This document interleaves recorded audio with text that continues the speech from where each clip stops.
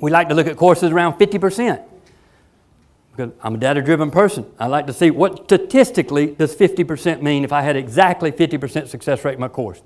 Well, it means that I was only effective in terms of course completion with the above average student in that class. That's the only one. I had zero effectiveness with the below average student in terms of course completion. And since we evaluate our success as a community college on how well we're able to educate our least advantage, that would be the below average student.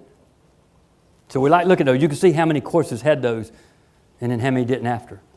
Withdrawal rates, they took a dive. I mean, exact opposite of success rates. You focus on student learning, students get through the course. They get through the course, they're retained to the next semester. They get through the next semester, they're empowered to get through the first year. And by that time, they're on the road to completion. We didn't focus on completion, we focused on student learning, and the rest came. How many times do we tell our students, focus on learning, the grade will come. Focus on learning, completion will come. Let's look at the top 10 enrollment courses. Same gap, top 10 enrollment courses. Look at the gap there between low and high income minority. Almost 50% higher rate for the higher income versus lower income. Dropped down to 10% just 2 years later. And you can see the totals there also. If we take out the little insignificant 5% difference.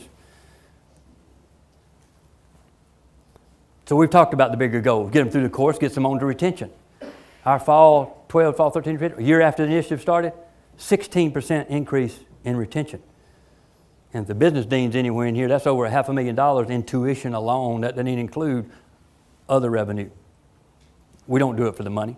We do it for the students. I'm just saying we have to remain viable as a college. There's too many around the state that aren't in that position. We had the highest enrollment in the state that year. It wasn't because we went and got more students. We didn't go enroll more students. We kept more of what we had. And we just got the data on completion rates. Our AA and AS degree completion rates from 10-11 to 14-15. Over 65% increase. And those were not from reverse transfer, nor were they from calling students that had a bunch of hours to come back and get their diploma.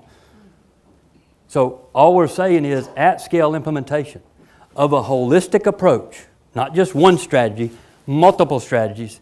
It works. It's guaranteed to work. Now I'm going to give you just an idea because we use this with faculty. Well, I'm going to show you the power of, it's kind of like the push-up thing. You know, break it down to where it's easy. Could you just get one more student retained per class? For every class you have, just one more student in that class that would not have been retained, you could get them retained. If every one of our 60 full-time general academic faculty, only 60, if every one of them did that in their classes, we'd have over 340 students a year. Or excuse me, 340 students for that one semester that were retained that were not before. We spread that out over a year. If they're a full-time student, that'd be over $1.5 million in tuition alone. Okay, so half of them are part-time, still over $1 million in tuition alone. So the financial part is just a side benefit. We're in the business to empower lives and to change lives, but the money is a good thing.